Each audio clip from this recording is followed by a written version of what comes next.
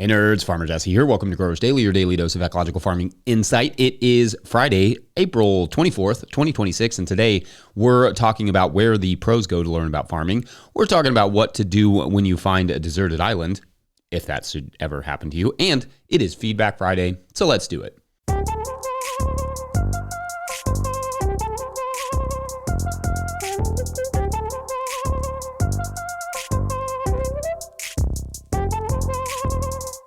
All right, happy Friday, revelers. I hope everyone is doing well and feeling fine this week. I had a bit of a late night out at a play last night that one of our children was in, and so albeit a little more tired than usual, I feel surprisingly alive today, which is good. Children's theater is pretty fun, so cheers to that. The farm is doing well, but it's also doing dry. Rain is always kind of the story, though this year it's not the rain in the sense that there's too much, but rain in the sense that there is almost none. So far, so good health-wise, and there's moisture in the soil, and no doubt I'm thankful for the cooler nights, but it's been hot and dry so far this spring, and it's barely even spring. My precip app says we're down almost 38% in rain from normal, so we'll see how that bodes for the rest of the growing season. There is still time for it to catch up, just preferably it won't do it all in one weekend or anything like that. That would be my preference, and much appreciated, thanks. Anyway, what are things looking like in your neck of the woods? Let us know, or better yet, send us a 20-second farm video clip to farmermike@no-tillgrowers.com talking about your farm. Had some good ones this week, including one from Farmer Mike himself, so thank you for those, and big shouts to Mike for all of his work, as always. All right, so it is Friday, which means Feedback Friday, where we explore what you all were saying about this week's topics. On Monday, we talked about crops you can grow for market, but not for eating necessarily. Passive irrigation with gravity, and lower pH for blueberries. Several great additions to the crops that you don't eat subject in there. Patreon member Dina Class added, quote, "Apart from veggies and such for my family, I grow almost exclusively specialty crops, quote unquote, dye plants, medicinal plants, edible flowers. They're a gray area, technically edible, but more like dessert than eating your veggies. I guess I just want to challenge your statement about how you think resources should only go towards food. Take something like the fiber trade in synthetics. Lots of folks are aware of the problems surrounding microplastics from synthetic fibers these days, but many folks are still blissfully unaware of the environmental issues with synthetic dyes," end quote. And that's totally fair. I mean, I think a lot of resources should go towards food, but obviously, like, I wear clothing and it's dyed. And dyes indeed were definitely one that I missed in that particular conversation. Good stuff. At Forging Your Roots added, quote, "You can also use stinging nettle and dog bane for textile purposes. The latter was used for extremely strong rope making, as even a few strands processed from the plant are very tough to tear once woven together. However, it also has some toxic elements to it, so be careful to use it at the right time, and don't just haul it into your house if you decide to process it. A lot of ants like to chill out inside the dead hollow stem at just the right time for harvesting for textiles," end quote.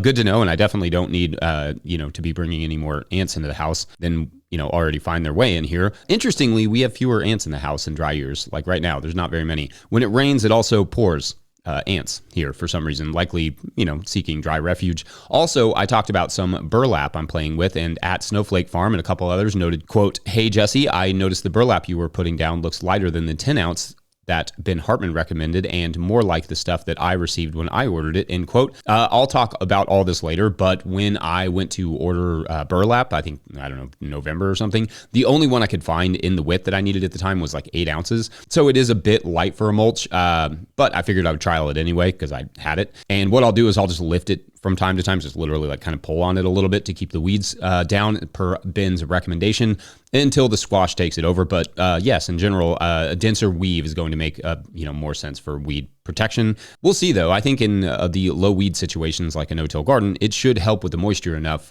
which so far so good on that front. Really good comments on that thread in general. On Tuesday, we talked about whales, not the country, but the... Is that a whale sound? Anyway, whales and reciprocity, contamination in the municipal compost, and do you need a soil probe? On the whales, I liked this from at Alan A. Nixon. Alan Nixon. Quote, "Animal intelligence and behaviors are a big topic between my wife, a zoologist, and I, a sociologist. We believe there's only a difference in variety and degree, not kind of differences. Franz de Waal is a great accessible read on the topic," end quote. And that's great. Love a good book recommendation, and I went ahead and ordered one of those. But I'll bet in general, you all have some fun dinner conversations. Lots of comments on the whales and lots of comments on the compost, like this from at Nick Zivs from Ontario, who wrote, quote, "I'd happily use the compost compost from my municipal facility for produce gardening if in years I hadn't found copious amounts of plastic from bags to pieces, wire, broken glass, etc. in pretty significant amounts, end quote. At Mikel2380 wrote, quote, compost facility a few towns over from me unintentionally contaminated hundreds of properties. The forever chemicals in their compost were so high it actually ruined the wells of the customers. Turned out a local paper company was dropping paper pulp. It's not worth the risk of getting compost from unknown sources, end quote. And yeah, there were a few cases like that over the last few years that really woke people up to the risks there with PFAS forever chemicals. So yeah, some farms are exceedingly contaminated, almost borderline unusable. Very unfortunate stuff indeed. On Wednesday, we celebrated Earth Day by talking about what astronauts say when they return home, soil work you can see from space, and what cities and suburbs can offer the environment. I asked for some Earth Day memories, and some of you all had some good ones, which is nice to see. At Gets Crafty wrote, quote, I was in late elementary/middle school in the early 2000s, and while I did go to a Montessori school, I have great memories of big Earth Day celebrations each year. The school hosted a market with local vendors where even us kids could have a booth, and I sold my homemade dog treats, a climbing wall, and a 5K to start the day. End quote. Love that. At Amy Peary said, quote, Happy Earth Day. When my kids were younger, I would take them to a local Earth Day festival by the river every year. Always a fun time. After volunteering there this year, I agreed to co-lead the Master Gardener tent with a friend for the foreseeable future, and I'm really excited to see how we can offer education and encouragement on ecological and regenerative gardening in our community. So much of my excitement and motivation around these practices comes from the work that you all do here, so thank you for that, end quote. That's super cool to hear. Let's keep making this holiday into something people remember and care about. I love that. At Bridget Mulrow wrote, quote, chiming in on the topic of can cities contribute ecologically. Tuesday's video was pretty down on municipal compost, and I won't deny that contamination is an issue, but I see food scraps and biosolids as some of the biggest ways that cities could potentially give back. Rural areas are sending all their nutrients and energy in the form of food to cities and never getting anything back. We have to close the loop, end quote. And I definitely don't disagree. I think I talked about it in that show. It's that ideal versus idea thing where we have to figure out ways to use less than ideal, organic waste materials like those because they're just getting wasted. They're just going off to the dump. It just has to be done thoughtfully and would take a lot of investment and some talented nerds working out the details there, testing the compost and designating what it should and should not be used for based on the feedstocks and potential for contamination. Great additions, though. Like I said, let's find ways for the cities to give back because there's so much potential there.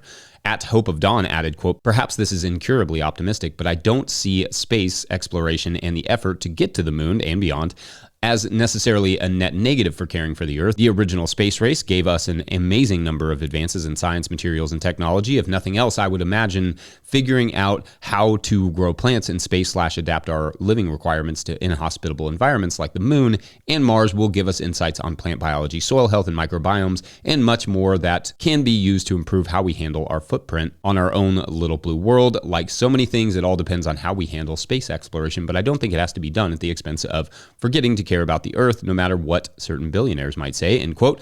And I can appreciate this. Like I said, I'm fascinated by the science of space and space travel and all those things. Whether it's necessary is kind of a different question. And truth be told, the push for the return to the moon is just a largely and thinly veiled, way to claim the moon and set the rules before China does to own the mineral rights ostensibly for the mining companies who will make unimaginably vast fortunes on it. So we will get thrown some nerdy science crumbs in the process for sure. So is it worth it?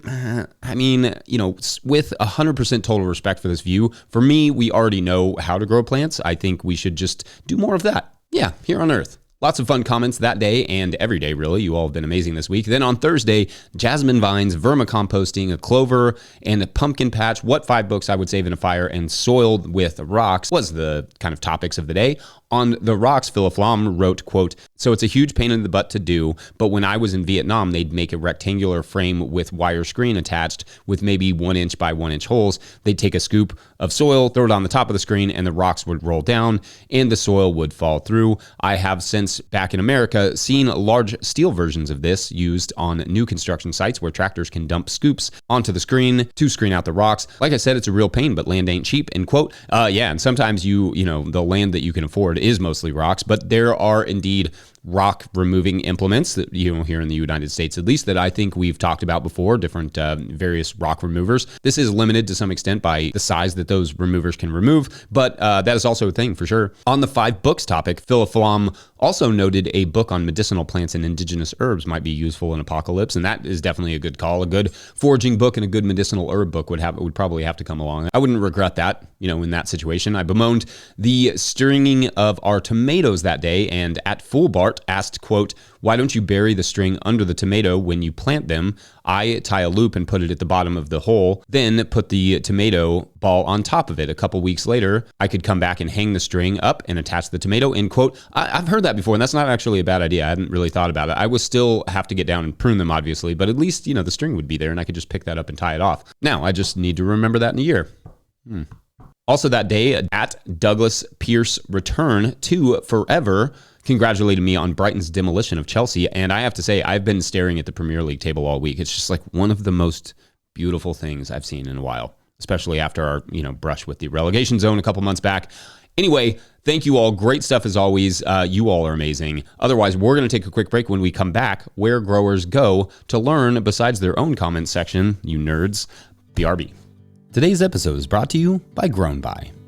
Grow smarter with Grown By, the farmer-owned cooperative. Grown By is the platform for online sales of everything: custom and traditional CSAs, halves of beef, flower bouquets, wholesale to restaurants, and now Grown By supports in-person sales too. Their new app, Grown By Register, you can supercharge your market and farm stand, finally bringing together your online and offline sales and customer data. Grown By is proud to make local food accessible by processing SNAP benefits online and in person right within the app. Grown By helps you put your best food forward. Schedule a demo at coop.grownby.com/no-till. That's coop.grownby.com/no-till. All right, back to the show. All right, a quick and loving reminder that if you, the listener, are enjoying this podcast, getting even a small amount of value from it, consider supporting our work over at patreon.com/no-till-growers.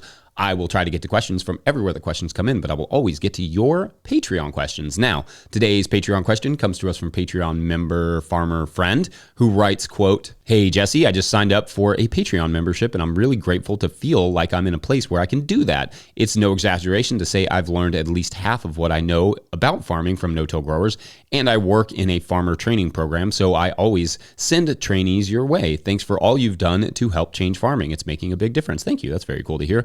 I know you've said it before, but could you give us a reminder? Where do you go when you need to learn something new? What are the best sources you know of for information that's had the tires kicked, so to speak?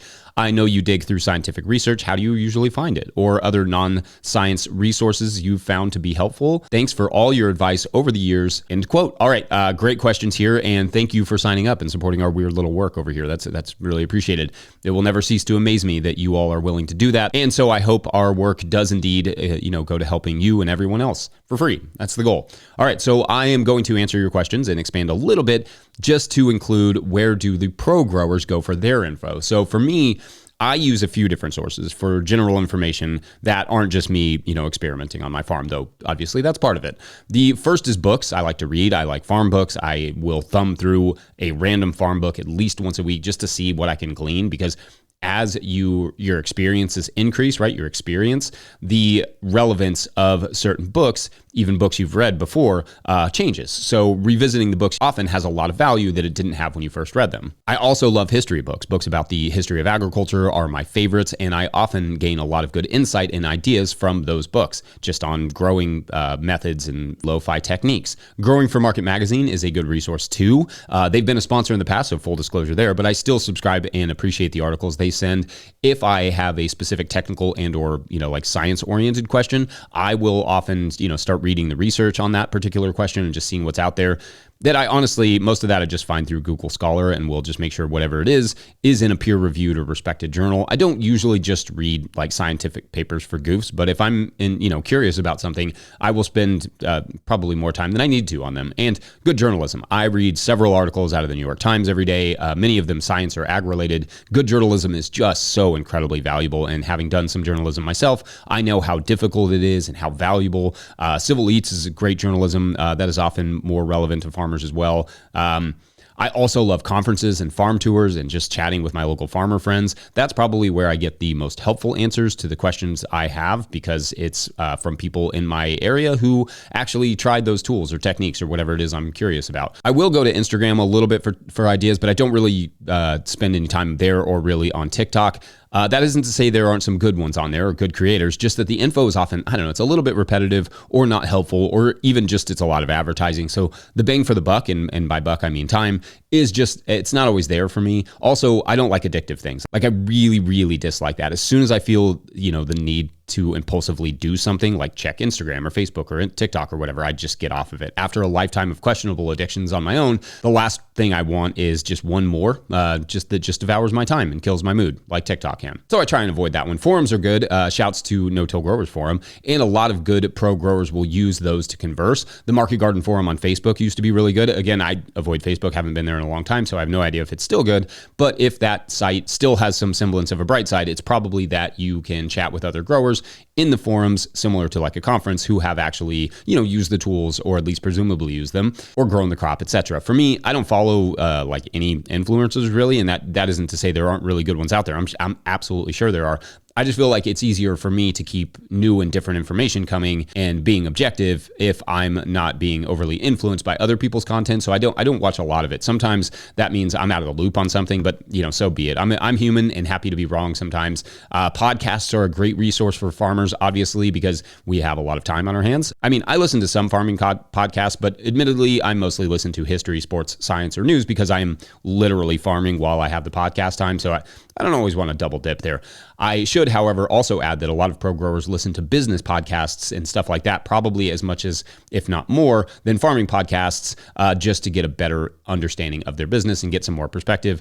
And then we all need an escape. So they likely also listen to a lot of other stuff. For me, soccer podcasts. That's the one I go to. I probably listen to a few too many of those. Last thing I'll say is that pro growers will often seek out consultations to improve their production, find an older, perhaps retiring grower and pay them to pick their brain. That can be an excellent source of information and knowledge preservation. So yeah, paying somebody for their lifetime of work, I think that's a good idea, and then sort of preserving it. Anyway, I hope something in there was helpful. Let us know where you all get your growing info. Otherwise, we'll take a quick break. When we come back, we'll start a country. Be right back, Stan.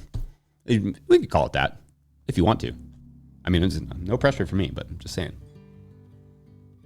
Just make sure the Brighton is in there. Here we go. Today's episode is brought to you by Good Agriculture. Good Agriculture handles farm bookkeeping and tax filing, so there is no scrambling at tax time. They keep your books clean and up to date and show you where your farm's finances stand. If you're behind, they'll get you caught up. They also help farmers find funding and stay ahead of grant deadlines. You run the farm, they help the business. Learn more at goodagriculture.com/info. That's goodagriculture.com/info. Today's episode is also brought to you by Rimmel Greenhouses. Whether you're growing tomatoes for market, flowers in the spring, or vegetables for your family, growing in a high tunnel protected from the weather provides the right environment for harvest you can count on. Rimmel greenhouses are strong, durable, and easy to assemble, offering the quality you need to grow productively year-round. The team of experts at Rimmel Greenhouse Systems will be your trusted partners to ensure you get exceptional value from your greenhouse or high tunnel investment. Visit Rimmel.com today to get growing. All right, back to the show. All right, so I've been pondering this thought experiment for a while now, and so I decided to put it to you all, and I posted the following prompt over at patreon.com/no-till-growers. You can go read it. It's not behind a paywall or anything. You find a deserted country or island or whatever. It's huge. It's got water and arable land, forests, wildlife, but nothing else. No population besides you, no government, nothing. It's just land and possibility. You and your conveniently genetically diverse group of friends decide to establish a country there that you assume will be there for quite a while, so you get to make the rules. What does it look like? Specifically, like how is it governed, if at all? What goals do you have for yourself and your family? What goals do you have for the community at large? And so that was kind of the prompt, and we got a lot of good responses over there. But obviously, I want to also share my own thoughts on what that would look like. But first, shouts to Lanny, Carl, Thomas, Chris, James, Hedgerow Farm, Brian, and Karen for all contributing, and I'll just leave it up there to continue the conversation if you all like. But I should say, part of the reason I was thinking about this that I didn't disclose intentionally is that I wanted to see what people would do if they had a blank slate to get to the idea of what we should do with the slate that we have, which is to say a highly depleted planet in a world of crumbling democracies and unfettered capitalism. Like, in a sense, I wanted to see what we actually view as the perfect world so we could have an idea of what we are all actually working towards. You don't hit what you don't aim at, right? So anyway, a couple observations from the dozen or so comments over there. Observation number one is that we need rules. To some, that was a democracy. To some others, it was kind of more of a free society. Some took a more private ownership approach. Others took a more communal approach, but rules were the first thing most people did. Observation number two is that almost everyone is concerned with resources and caring for them to some extent. This makes sense, obviously, given the audience of this show, but I wonder if it wouldn't be a common answer regardless of the audience. You do have to look at what you have and what you can actually use.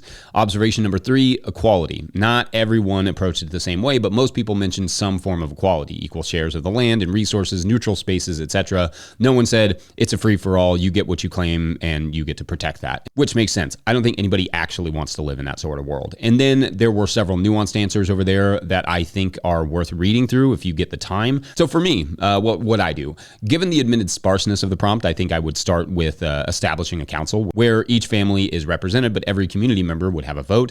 A survey of the land and its resources would also, have to be done early. I think because no land is equally rich in resources, like no one would be able to get the same amount of water and arable land, etc., and forest and all the things, that it would have to be, or I guess I would push for it to be in the council, a non-ownership, more cooperatively run land. The reason being, dividing land between the haves and the have-nots would result in resentment down the line. Housing areas would be centralized with community-run farm and grazing operations and soccer land all around them. The idea being centralize the community, manage the resources together, and share it all equally because you have equal stakes in its success. It would also have to just be a resource-based economy in that we are going only to use what we have and what we can replenish to build the community.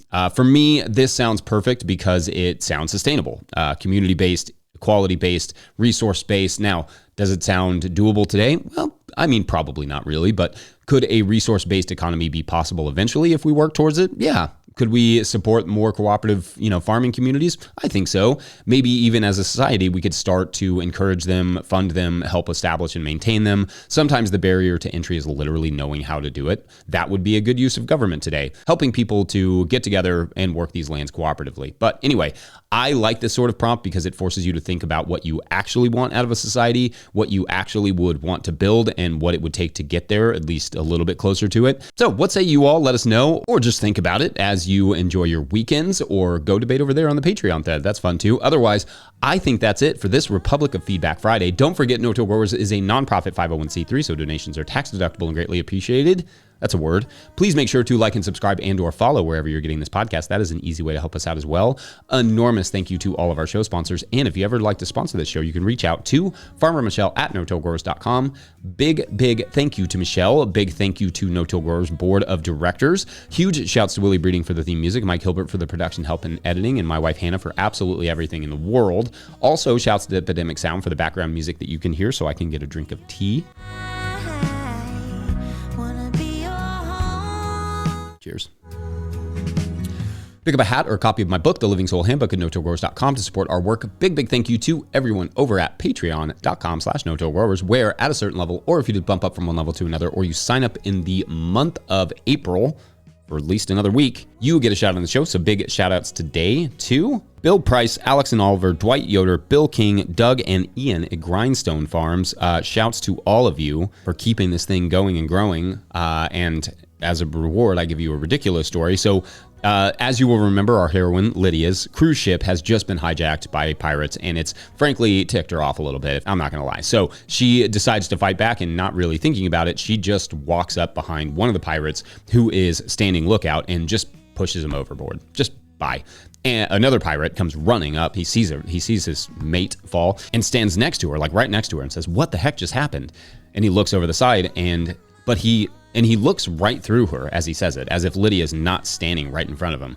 Quickly, she grabs this pirate and throws him over too. And then she laughs, and another pirate comes running up when he hears the commotion and looks around. Lydia freezes because this one has a very large gun and he's pointing it in her direction, but he just walks right through her. It's then that it occurs to Lydia. She isn't alive anymore. She suddenly remembers the car accident. It stops her cold for a few seconds, but then she remembers that they can't see her, but she can throw them. And she still wants to continue to enjoy the trip. So she gets to work. Cruise control. Dun, and then it'd have like a fun ending, like dun, dun, dun, dun.